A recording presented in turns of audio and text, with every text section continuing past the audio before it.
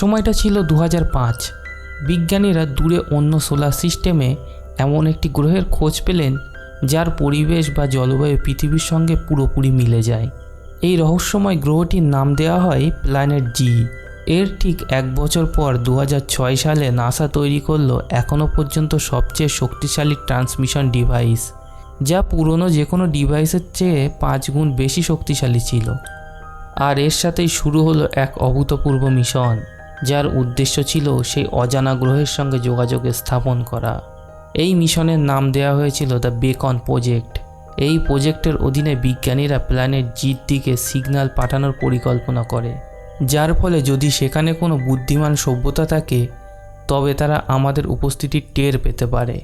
এর জন্য হাওয়াই দ্বীপের পাহাড়ে বিশালাকার ডিশ অ্যান্টেনা বসানো হয়, যা কিছু সময় অন্তর একবার একটি অতি শক্তিশালী সিগন্যাল পাঠাতো। এই সিগন্যাল প্রথমে মহাকাশে থাকা একটি স্যাটেলাইটে পৌঁছাতো, যা সেটিকে অ্যাম্প্লিফাই করে প্ল্যানেট জির দিকে ট্রান্সমিট করত। এইভাবে তারা সিগন্যাল পাঠাতে শুরু করে দেয়।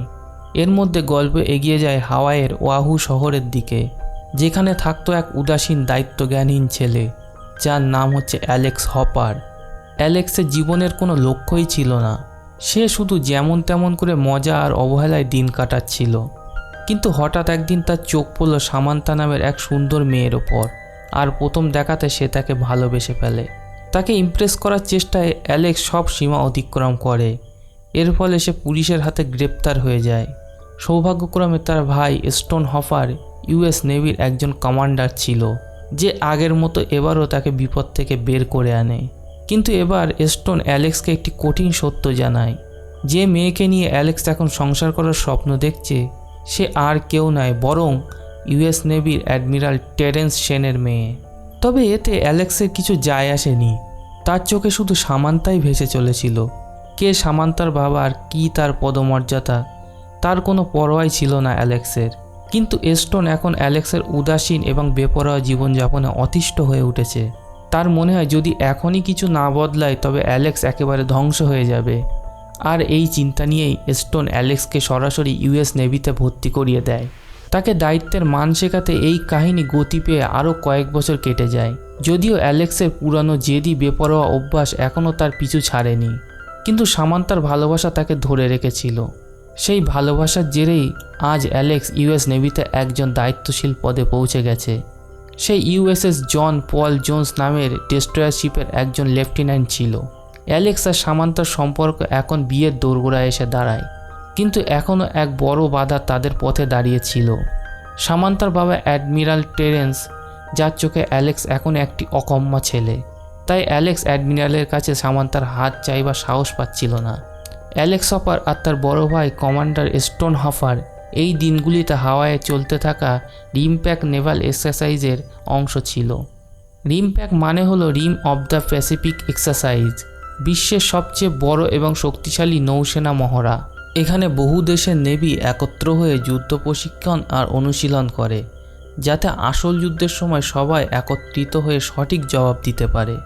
এই বছরে রিমপ্যাক ট্রেনিংয়ে আমেরিকা, জাপান, অস্ট্রেলিয়া, কোরিয়ার মতো শক্তিশালী দেশের নৌসেনারা অংশগ্রহণ করেছিল।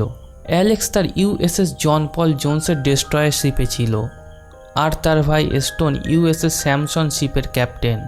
আজ রিমপ্যাক এক্সারসাইজের প্রথম দিন ছিল। সব দেশের নেভি ফোর্স তাদের যুদ্ধ কৌশল প্রদর্শন করতে শুরু করে। এর মধ্যে মহাকাশে এক ভয়ঙ্কর ঘটনা ঘটে যায়। মহাকাশে থাকা সিগন্যাল অ্যাম্প্লিফায়ারের স্যাটেলাইট আজ যে প্ল্যানেট জির দিকে সিগন্যাল ট্রান্সমিট করেছিল, তখন হঠাৎ সেই দিকে এক অদ্ভুত পোর্টাল খুলে যায়। সেই পোর্টাল থেকে কিছু ভয়ঙ্কর আকৃতির অবজেক্ট বেরিয়ে আসে। 5টি অজ্ঞাত এলিয়ান অবজেক্ট, যা কোনো গ্র্যাভিটেশনাল ফোর্সের টানে আসছিল সরাসরি পৃথিবীর দিকে। কিন্তু তখনই তাদের মধ্যে একটি অবজেক্ট মাঝপথে একটি স্যাটেলাইটের সঙ্গে ধাক্কা খায়। সংঘর্ষটি ছিল ভয়াবহ। স্যাটেলাইটটি গুড়িয়ে যায় এবং সেই এলিয়ান অবজেক্টটির গতিপথও বদলে যায়। 4টি অবজেক্ট হাওয়াইয়ের দ্বীপের কাছে সমুদ্রে এসে পড়ে, কিন্তু ওই একটি অবজেক্ট সরাসরি চীনে গিয়ে পড়ে, যা চীনের শহর হংকংয়ে ভয়াবহ ধ্বংসযজ্ঞ চালায়। এই ঘটনায় পুরো বিশ্বে তোলপাড় শুরু হয়ে যায়। নাসার বিজ্ঞানী আর আমেরিকার সরকারি কর্মকর্তাদের নিয়ে এক জরুরি বৈঠক ডাকা হয়। নাসার বিজ্ঞানীদের দাবি ছিল এই এলিয়ান অবজেক্টগুলো নিশ্চয়ই সেই প্ল্যানেট জি থেকেই এসেছে, যেখানে দ্য বেকন প্রজেক্টের অধীনে বহু মাস ধরে সিগন্যাল পাঠানো হচ্ছিল। অর্থাৎ প্ল্যানেট জিতে সত্যি কোনো বুদ্ধিমান এলিয়ান সভ্যতা ছিল, যারা এখন তাদের উপস্থিতি প্রকাশ করে দিয়েছে। কিন্তু এটি কি তাদের পক্ষে কোনো বার্তা নাকি আক্রমণ? এই প্রশ্ন নাসা আর আমেরিকান সরকারের ঘুম কেড়ে নেয়। এদিকে প্রশান্ত মহাসাগরে প্রশিক্ষণরত নৌবাহিনী এই ঘটনার খবর পেয়ে যায়। এলিয়ান অবজেক্ট তাদের থেকে মাত্র কয়েক কিলোমিটার দূরে পড়েছিল। অ্যালেক্সের জাহাজের ক্যাপ্টেন, অ্যালেক্সের ভাই এস্টনের জাহাজ আর একটি জাপানি জাহাজ একসাথে ঘটনাস্থলের দিকে রওনা দেয় পরিস্থিতি খতিয়ে দেখতে। অন্যদিকে নাসা চীনের কাছ থেকে একটি গুরুত্বপূর্ণ তথ্য পায়। হংকংয়ে যে এলিয়ান অবজেক্টটি পড়েছিল সেটি কোনো অজানা পদার্থ বা অজানা উপাদান দিয়ে তৈরি ছিল, যা পৃথিবীতে কোথাও পাওয়া যায় না। সেটা কোনো ধরনের কমিউনিকেশন সিস্টেমের মতো লাগছিল। যদিও দুর্ঘটনায় সেই ডিভাইসটি পুরোপুরি ধ্বংস হয়ে যায়, কিন্তু এখন প্রশ্ন উঠল, এলিয়ানরা পৃথিবীতে কমিউনিকেশন সিস্টেম বা যোগাযোগের যন্ত্র কেন পাঠিয়েছিল? তারা কি কারোর সঙ্গে যোগাযোগ করতে চাইছিল? কিন্তু কার সঙ্গে? অন্যদিকে অ্যালেক্স আর এস্টনের জাহাজ সহ জাপানি জাহাজটি সেই ঘটনাস্থলের দিকে এগোচ্ছিল। তখন তারা অল্প দূরেই সমুদ্র থেকে বেরিয়ে আসা এক রহস্যময় আকৃতি দেখতে পায়। সেটা কোনো এলিয়ান অবজেক্ট ছিল, কিন্তু সেটা জাহাজ নাকি অন্য কিছু দূর থেকে সেটা বোঝা অনেক কঠিন ছিল। অ্যালেক্স আর এস্টন কিছুক্ষণ সেই অবজেক্টের দিকে নজর রাখতে থাকে, কিন্তু তাতে কোনো নড়াচড়া দেখা গেল না, আর সেখান থেকে কিছু বের হতেও দেখা গেল না। তখন ক্যাপ্টেন এস্টন অ্যালেক্স আর তার দুই সৈন্যকে ওই অবজেক্টটিকে পরীক্ষা করতে পাঠায়। তারা একটি ছোট্ট নৌকোয় চেপে ধীরে ধীরে অবজেক্টটির কাছে পৌঁছায়। তাদের সামনে ছিল এক অদ্ভুত লম্বা বিশাল স্তম্ভ, যার গোড়া সমুদ্রের গভীর পর্যন্ত বিস্তৃত ছিল। অ্যালেক্স এক মুহূর্ত না ভেবে স্তম্ভের পাশে থাকা পাথুরে পৃষ্ঠে লাফ দেয় আর গভীর জল পেরিয়ে সেই স্তম্ভ পর্যন্ত পৌঁছে যায়। স্তম্ভের গায়ে অদ্ভুত কিছু খোদাই করা নকশা ছিল। অ্যালেক্স যখনই সেগুলি ছোঁয়ার চেষ্টা করে, তাকে প্রবল বৈদ্যুতিক শক আঘাত করে আর সে দূরে ছিটকে পড়ে। সেই মুহূর্তে স্তম্ভের পাশে থাকা দুটি প্ল্যাটফর্ম থেকে প্রবল বৈদ্যুতিক তরঙ্গ আকাশের দিকে উঠে যায়, আর স্তম্ভের চারপাশে কয়েক কিলোমিটার এলাকা জুড়ে এক স্বচ্ছ ঢাল অর্থাৎ এনার্জি শিল্ড তৈরি হয়ে যায়। অ্যালেক্স আর তার দলের 3টি যুদ্ধজাহাজ সেই এনার্জি শিল্ডের মধ্যে এমনভাবে বন্দী হয়ে গেল যেন কোনো বোতলের মধ্যে জিন। না কোনো সিগন্যাল বাইরে যেতে পারছিল, না কোনো সাহায্য ভেতরে আসতে পারছিল। চারিদিকে শুধু রহস্যময় নীরবতা আর এক এনার্জি শিল্ড ছিল। ঠিক তখনই এয়ারফোর্সের একটি জেট প্রচণ্ড গতিতে সেই দিকে এগোচ্ছিল। পাইলট ভেবেছিল যে এনার্জি শিল্ডটি ভেদ করে এসে ভিতরে ঢুকে যাবে, কিন্তু তার ধারণা ছিল ভুল। সেই শিল্ডের গায়ে ধাক্কা খায়, আর এক ভয়ানক বিস্ফোরণে প্লেনটি টুকরো টুকরো হয়ে যায়। অন্যদিকে এনার্জি শিল্ডের ভেতরে জাহাজে থাকা সব সৈন্য সতর্ক হয়ে যায়। সবাই তাদের অস্ত্র প্রস্তুত করতে শুরু করে। সমুদ্র থেকে ভয়ানক ঘূর্ণিঝড়ের মতো কিছু উঠছিল, যেন কোনো ভারী জিনিস সমুদ্রের গভীরতা থেকে বেরিয়ে আসছে। আর দেখতে দেখতে 3টি বিশাল এলিয়ান শিপ জলের বাইরে উঠে আসে। ডলফিনের মতো লাফাতে লাফাতে সেই 3টি শিপ এক বিশেষ অবস্থানে দাঁড়িয়ে যায়, যেন তারা সেই স্তম্ভটিকে রক্ষা করছে। পুরো নেভি ফোর্স তাদের দেখে আতঙ্কে পড়ে যায়। এই সময়ে অ্যালেক্স লক্ষ্য করে যে সেই শিপগুলিতে একটি অত্যন্ত শক্তিশালী উইন্ডশিল্ড লাগানো আছে, অর্থাৎ এর ভেতরে এলিয়ানরা থাকতে পারে। কিন্তু বাইরে থেকে ভেতরের কিছুই দেখা যাচ্ছিল না। তখন হঠাৎ একটি এলিয়ান শিপ থেকে প্রচণ্ড জোরে একটি সাউন্ড ওয়েভ বের হয়, যা জাহাজের সব কাঁচকে গুঁড়িয়ে দেয় আর কয়েক মুহূর্তের জন্য পুরো সেনাদের কান অকেজো করে দেয়। এই আক্রমণকে যুদ্ধের সতর্কবার্তা ভেবে ক্যাপ্টেন এস্টন যুদ্ধের ঘোষণা দেয়।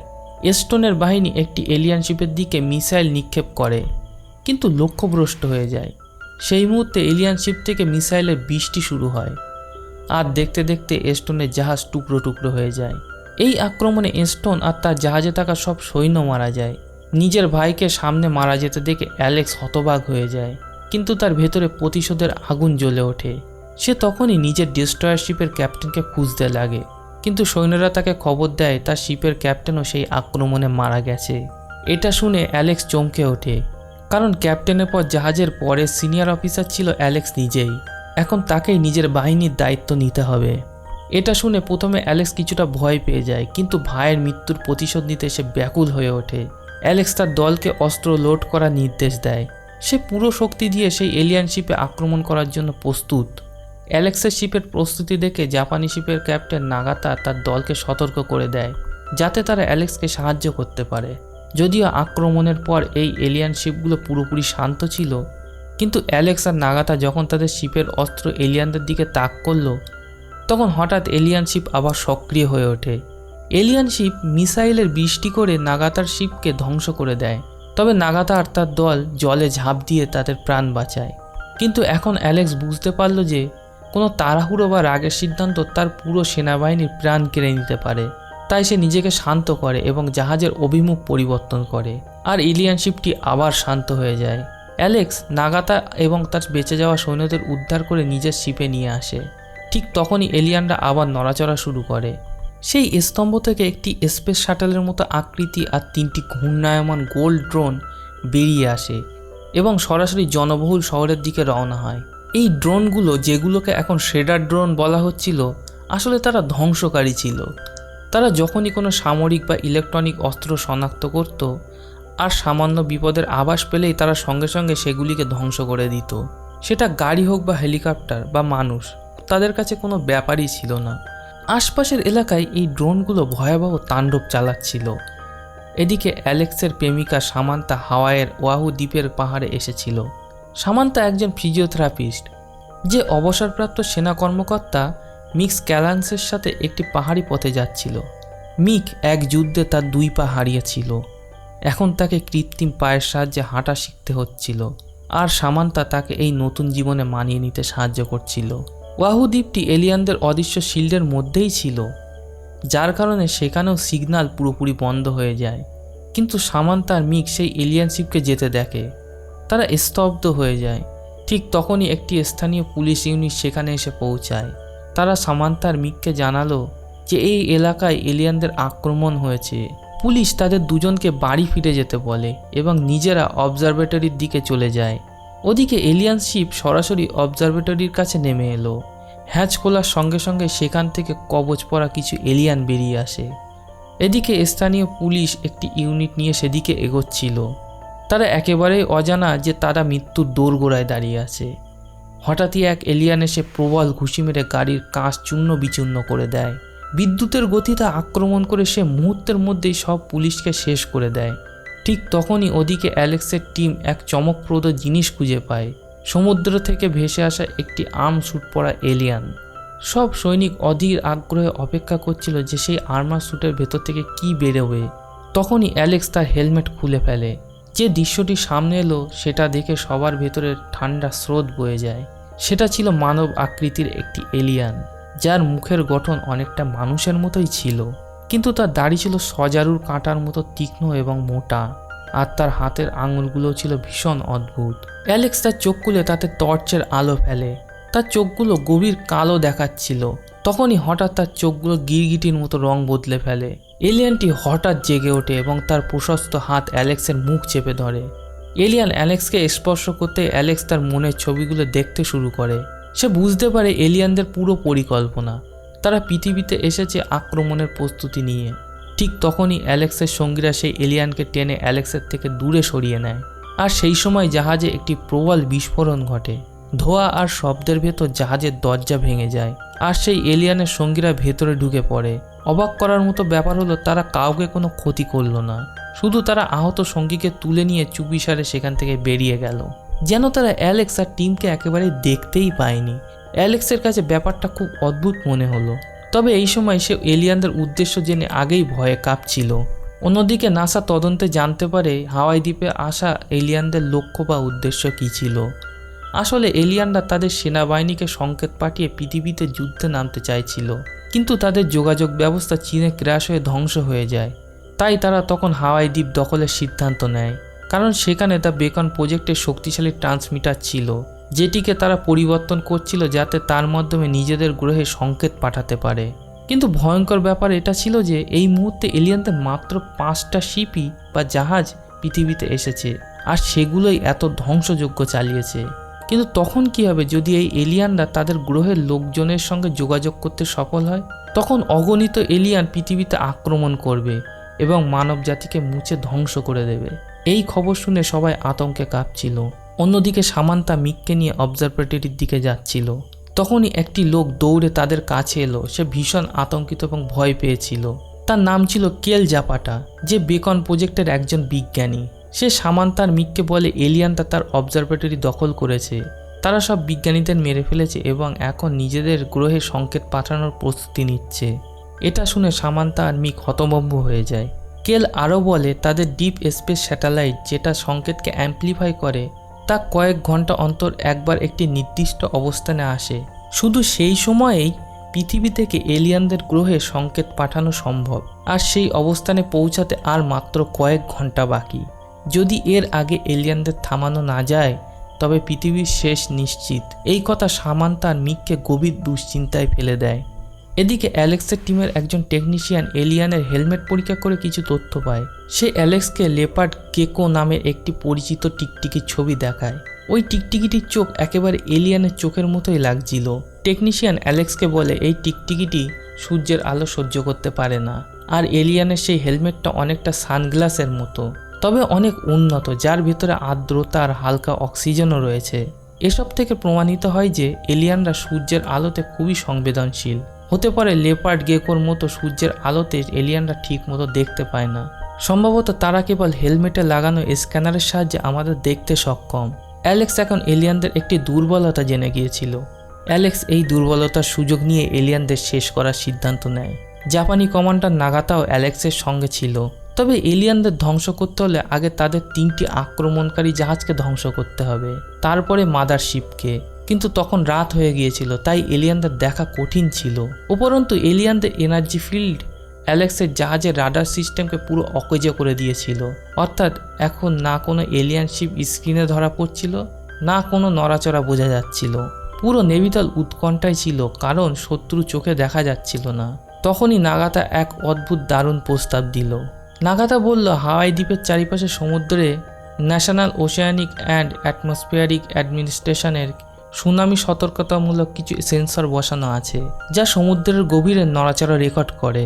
যেমন ভূমিকম্প, সুনামি বা কোনো ভারী বস্তু নড়াচড়া করলে তার থেকে সৃষ্ট তরঙ্গ দ্বারা তারা পরিচালিত হয়। আর যেহেতু এলিয়ান শিপগুলো সমুদ্রের জল চিরে এগোচ্ছিল, তাদের ভার আর গতির কারণে সমুদ্র তোলপাড় হচ্ছিল, যা এই সেন্সরগুলোর দ্বারা শনাক্ত করা যাচ্ছিল। নাগাতা আর অ্যালেক্স একটি গ্রিড তৈরি করলো, যেখানে প্রতিটি সেন্সর একটি পয়েন্ট। এখন যেমনই কোনো জায়গায় জলের গভীর ঢেউ উঠত, তেমনই এলিয়ান শিপের দিক আর গতি আন্দাজ করা যেত। পুরো সিস্টেমটা এমন কাজ করছিল যেন চোখ না থাকলেও কেউ সমুদ্রের ভেতরে শত্রুর চাল বুঝে ফেলতে পারে। ঠিক তখনই তারা দেখলো যে এলিয়ানদের 3টি ডেস্ট্রয়ার শিপ সরাসরি তাদের শিপের দিকে এগোচ্ছে। হয়তো তারা বিপদের আঁচ পেয়ে গিয়েছিল। তারা এক বিশেষ প্যাটার্নে এগোচ্ছিল। অ্যালেক্স আর নাগাতা তাদের এগোনোর প্যাটার্ন বুঝে ফেলে। সঠিক সময় আর সঠিক অবস্থান দেখে তারা এক আঘাতে এলিয়ানের 2টো শিপ উড়িয়ে দেয়। অ্যালেক্স আর তার পুরো টিমের ভিতর আনন্দের ঢেউ বয়ে যায়। এখন তাদের আশা জাগলো যে তারা এলিয়ানদের হারাতে পারবে। অন্যদিকে সামান্থা অ্যালেক্সের সঙ্গে যোগাযোগ করার চেষ্টা করছিল, কিন্তু ওই দ্বীপেও এলিয়ানরা সিগন্যাল জ্যাম করে রেখেছিল, যার কারণে সে অ্যালেক্সের সঙ্গে যোগাযোগ করতে পারছিল না। তবে ভাগ্যক্রমে ক্যাল তাদের সঙ্গে ছিল। ক্যাল তাদের জানায় এলিয়ানরা সিগন্যাল জ্যাম করার জন্য ইলেকট্রোম্যাগনেটিক ফিল্ড ব্যবহার করেছে, কিন্তু তার কাছে একটি বিশেষ স্পেকট্রাম অ্যানালাইজার ডিভাইস আছে, যার সাহায্যে তারা অ্যালেক্সের সঙ্গে যোগাযোগ করতে পারে। ক্যাল এলিয়ানদের চোখ এড়িয়ে তার অবজারভেটরির ভিতরে ঢুকে সেই ডিভাইসটি নিয়ে আসে। সামান্থা তখনই অ্যালেক্সকে কল করে জানায় যে এলিয়ানরা তাদের সেনাকে ডাকার জন্য ওয়াহু দ্বীপে কমিউনিকেশন সিস্টেম বসাচ্ছে। তাদের হাতে মাত্র কয়েক ঘন্টা আছে, তার আগে তাদের পুরো দ্বীপটি উড়িয়ে দিয়ে এলিয়ানদের শেষ করতে হবে। এতেই কলটি কেটে যায়। ঠিক তখনই অ্যালেক্স দেখলো এলিয়ানরা তাদের কৌশল ধরে ফেলেছে। শেষ বেঁচে থাকা এলিয়ান শিপ তার প্যাটার্ন পাল্টে দিয়ে পেছন থেকে তাদের শিপকে ঘিরে ফেলতে লাগে। এখন অন্ধকারে তাদের মারা কঠিন ছিল। সকাল হতে আর মাত্র কয়েক মিনিট বাকি থাকে। তখন অ্যালেক্স বুদ্ধিমত্তা দেখায়। সে সকাল হওয়া পর্যন্ত এলিয়ান শিপ থেকে পালিয়ে বাঁচতে থাকে। তারপর সকাল হতেই অ্যালেক্স তার শিপকে ওয়াহু দ্বীপের পেছন দিয়ে ঘুরিয়ে এলিয়ান শিপের সামনে আনে এবং সরাসরি গুলি চালিয়ে এলিয়ান শিপের উইন্ডশিল্ড ভেঙে দেয়। সূর্যের ঝলমলে আলো চোখে পড়তেই ভেতরে থাকা এলিয়ানরা যেন অন্ধ হয়ে যায়। সেই মুহূর্তে অ্যালেক্স আর নাগাতা রকেট ছুঁড়ে সেই শিপটিকে ধ্বংস করে দেয়। অ্যালেক্স আর তার পুরো সেনা উদ্দীপনায় ভরে ওঠে, কিন্তু ঠিক তখনই তাদের আনন্দে ভাটা ফেলতে মাদার এলিয়ান শিপ 2টি শ্রেডার ড্রোন পাঠায়, যারা অ্যালেক্সের শিপকে পুরো ধ্বংস করে দেয়। সৌভাগ্যক্রমে অ্যালেক্স, নাগাতা এবং তার বাকি সৈন্যরা শিপ থেকে জলে পালাতে সক্ষম হয়।